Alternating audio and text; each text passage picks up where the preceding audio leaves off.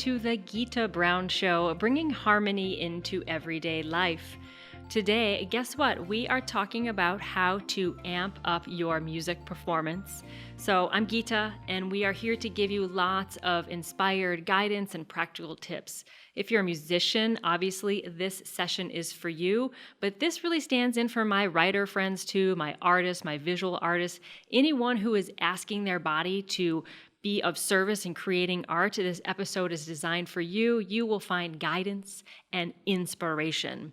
So I'm Gita, obviously. I'm a clarinetist, obviously. I'm also a yoga teacher, and I've been doing that almost as long as I've been playing the clarinet.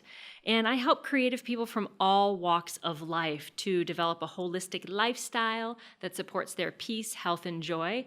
And I love to play this little thing too. It's kind of a cool instrument. Check it out.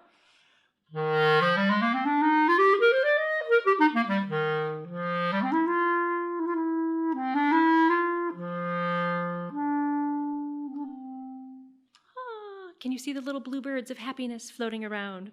So, if you're watching this, I'm guessing most likely you are one of my musician peeps out there, maybe a singer, especially you instrumentalists. And I'm wondering if you've ever been burned out. Or I'm wondering if you've ever had like a crippling case, please nod your head if you had, of performance anxiety, or where you've just had some nerves on stage that kind of got in the way of your performance, or you've been like lacking the joy, right? Maybe you're a freelance musician and you're on tour and you love what you do, but there's part of you that's like, wow, this is such hard work, and it's kind of the joy is leaching out of the bottom end of your playing. If you're in any of those situations, or, maybe you're doing really great right now, you're on the audition circuit and things are going really well and you want to keep that momentum. And I just want to note, wherever you are, there's always a way to just go one little notch higher. There's always a way to get a little closer to where your instrument or your voice or your art is really a reflection of who you really are, your soul. And also, if you're a musician like playing Bach, that you're also combining with that great tradition and history to bring new life into that. So I'm going to show you some really cool things in a minute that are really tangible, but I want to just kind of like inspire you for a minute. If you're a musician, hopefully inspire you.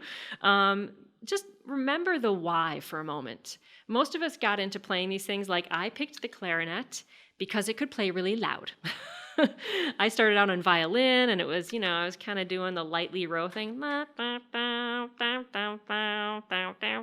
Scratch, scratch, scratch, just not really inspired. And then I went to hear my sister, who's 4 years older, playing in the band.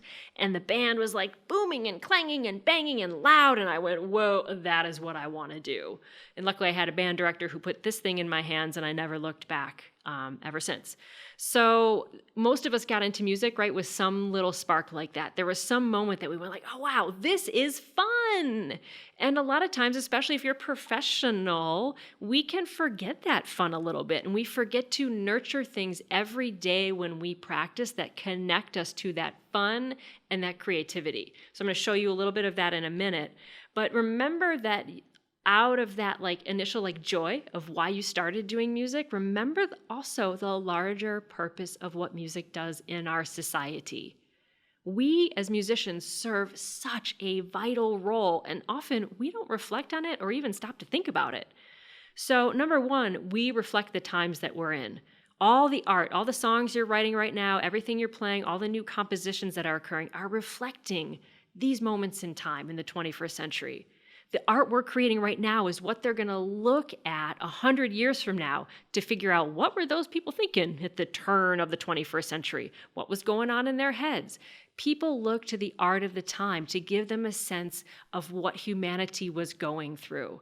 That is a big responsibility and an honor, and you are part of that tradition. That is really cool and reason enough to get fired up when you're practicing.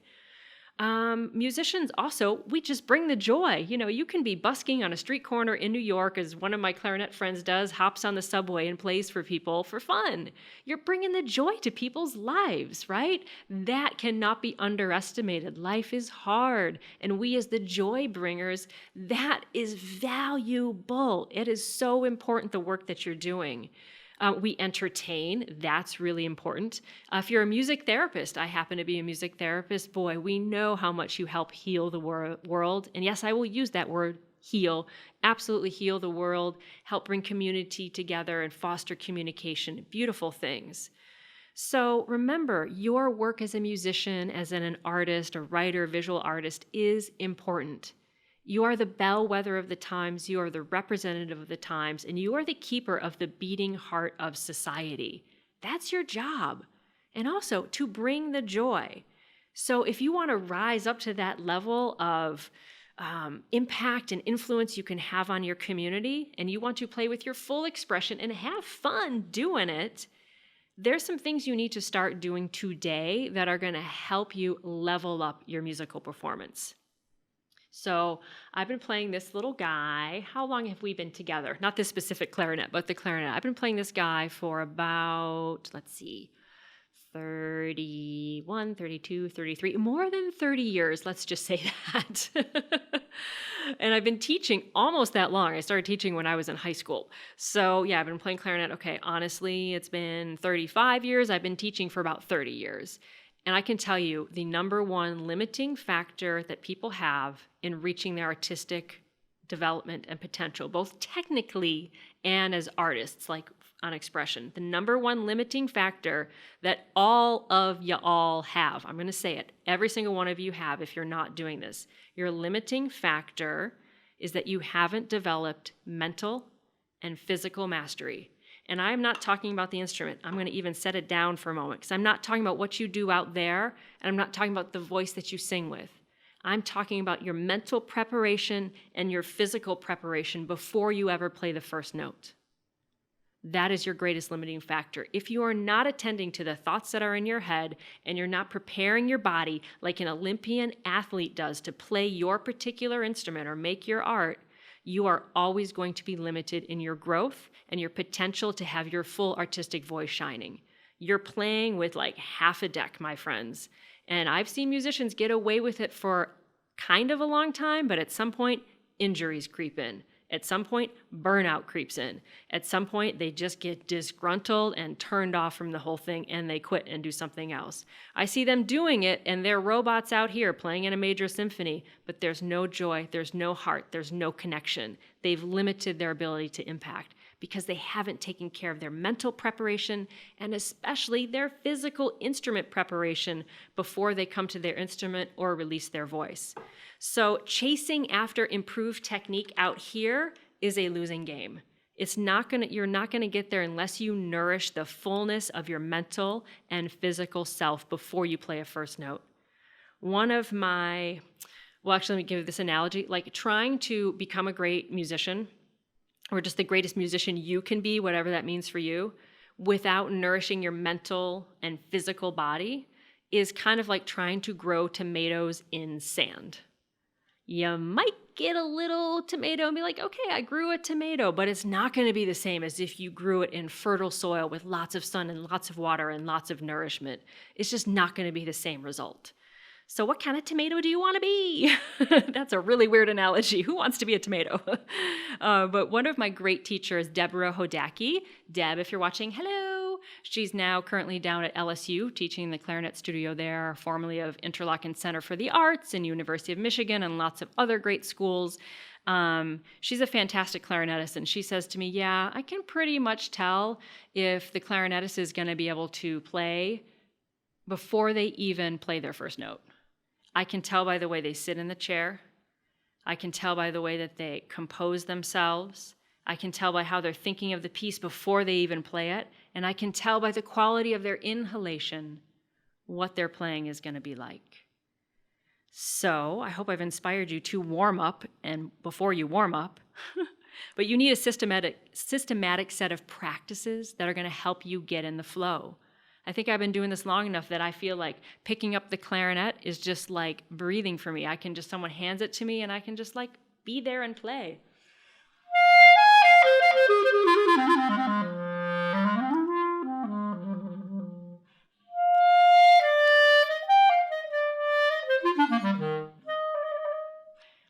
I'm just kind of like there. And, these guys in the studio, they can attest, like, I warmed up for like all of like 30 seconds before I played today. My reed is super dry. It's like an old reed, but I'm just kind of living in the flow. So coming to the instrument is just like a natural extension of who I am.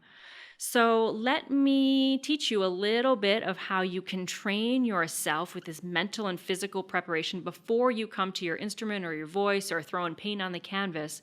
So at that moment that you have to literally breathe inspiration into your art, you're already there. Everything's already been taken care of, and now you can truly just play like you did when you were a kid. Play, have fun.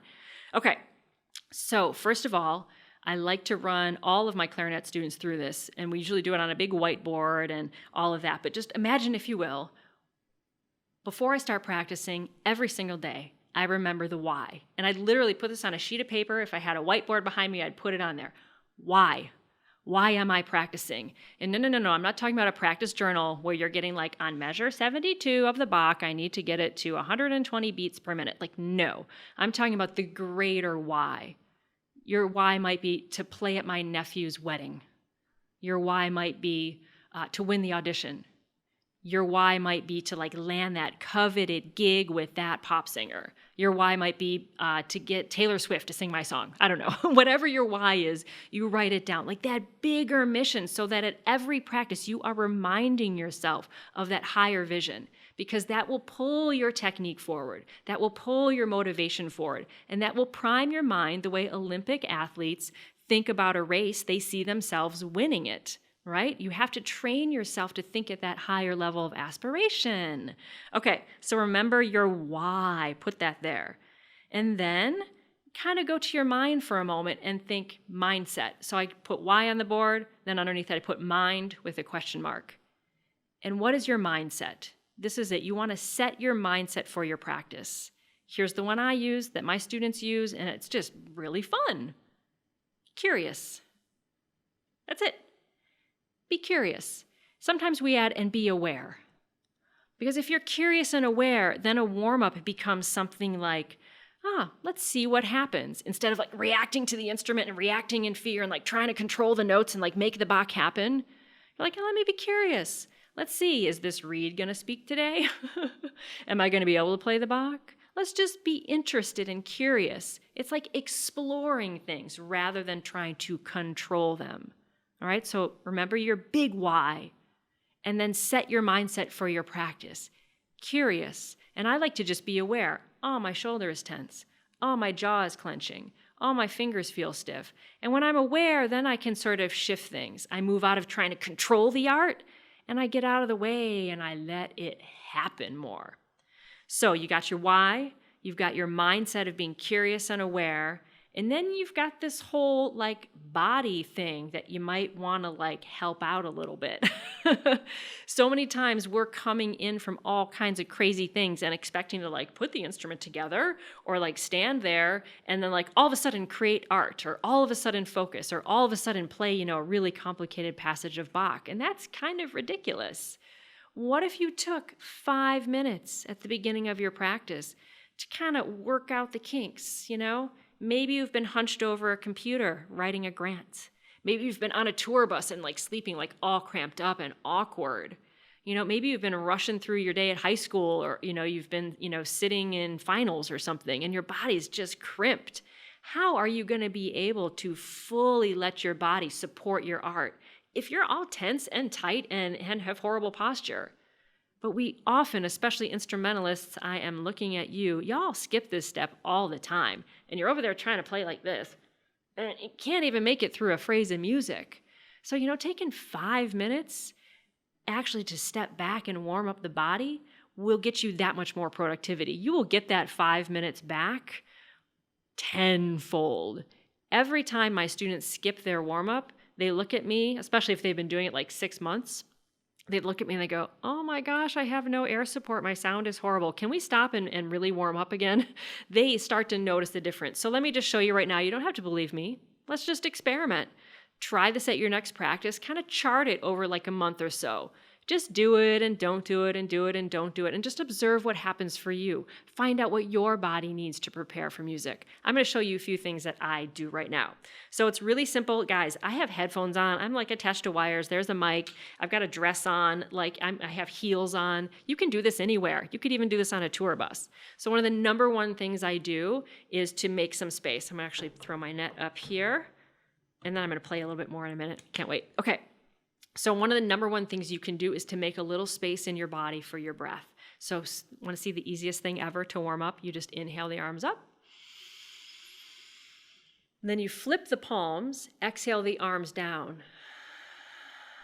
Really important to link the body and the mind in this because you're kind of trying to shift from all that doing into sort of like being and flowing with your instrument. So you just inhale up.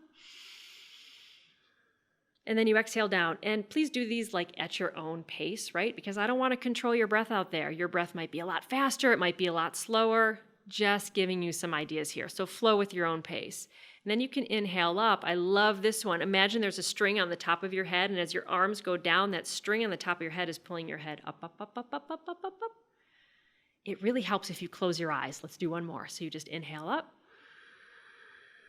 Flip the palms, exhale the arms down, and let the crown of the head just start to float up and get some length in there. Oh, that feels so good. I have to do one more. Inhale up. Exhale, flip the palms, and go down. You know what you do when you're doing that, especially wind players? Your rib cage moves like this.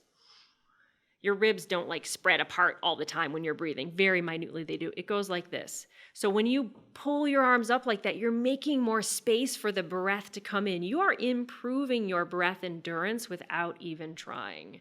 You're also warming up all that connective tissue and all those muscles. Now you got some sides of the body. I'm guessing you probably sit a lot if you're a human in the 21st century. So let's stretch out those sides and make space. So you just inhale one arm up and overhead. And then reach up and out like you're just trying to touch the place where like the wall and the ceiling meet. So you're not crunching over, but you're reaching up and out, feeling that stretch all the way from the hip, all the way through the side body, all the way through the arms. And you might be like way over, you might just be over a little bit, especially if you're injured. Just like relax. It should feel good. Take a breath in. And then really smoothly exhale, like full, complete exhale. On the next inhale, like a string is attached to this finger, it's pulling you up. And then just let that arm sweep out and down and just release all tension. I don't know, man, I feel like better already. I've done like 2.5 stretches. No, 1.5. Inhale this arm up.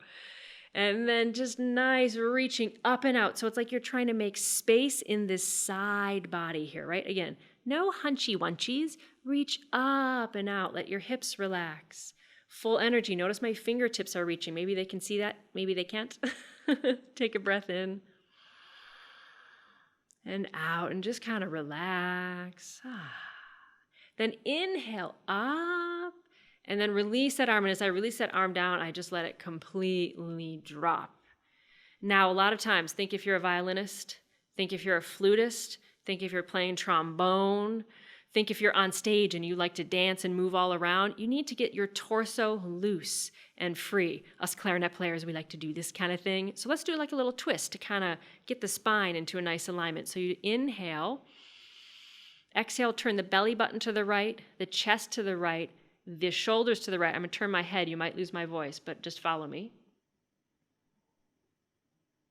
And then you come back, head, shoulders, torso, then go the other way. Belly button goes to the left, ribs go to the left, shoulders go to the left, and then your head looks over left too.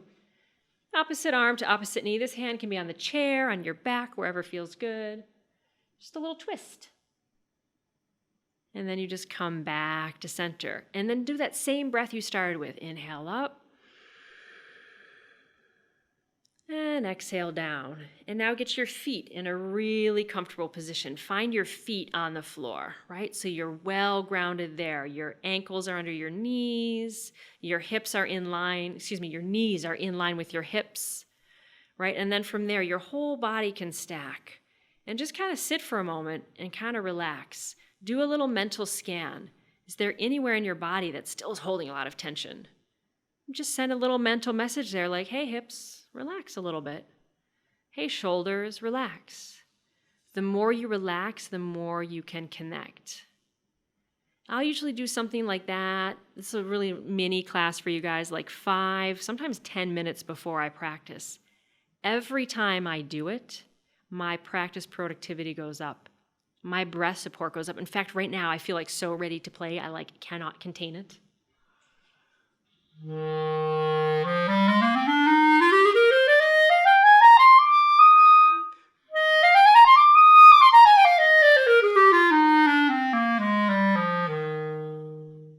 And then I take it even to when I'm warming up. I feel like, oh yeah, there's some shoulder tension there. Let me relax that. Like move a little bit. Let the body and the breath and the warm up kind of arise out of your awareness of your body.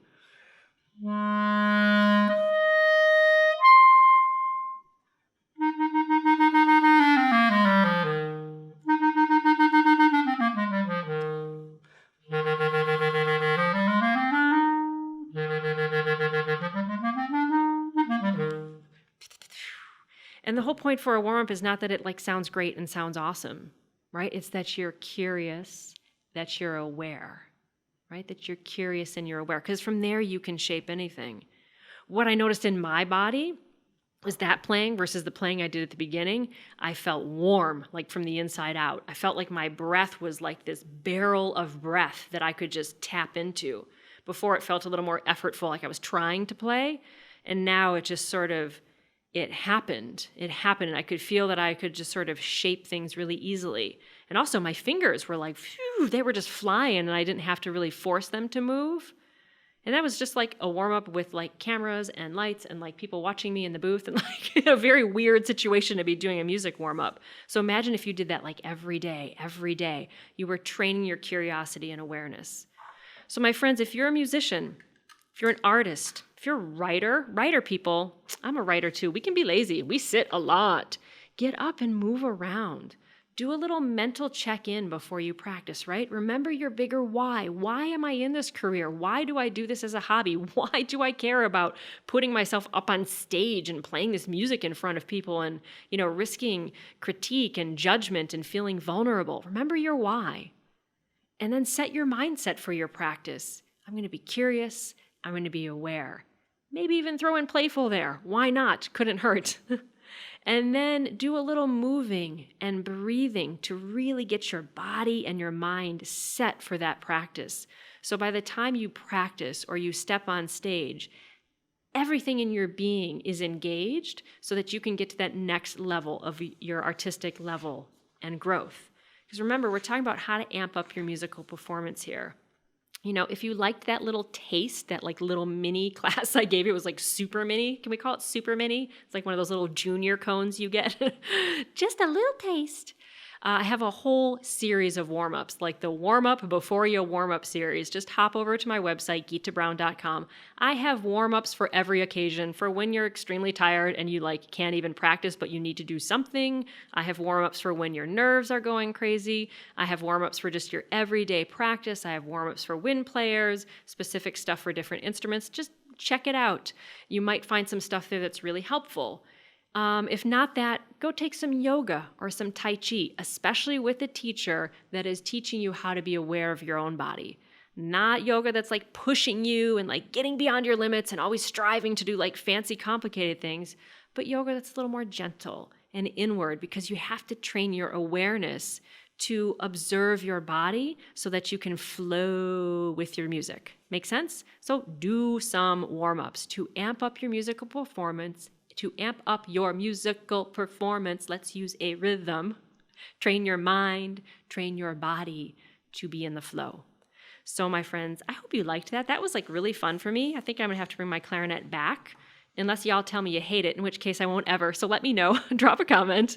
We're gonna close with a chant for peace because of course I'm a yoga teacher and we gotta wrap up this session of high performance for musicians with a little chant for peace. I'll give you the English translation afterwards. If you're a musician, chant along with me. It repeats 3 times, it's easy. It goes like this.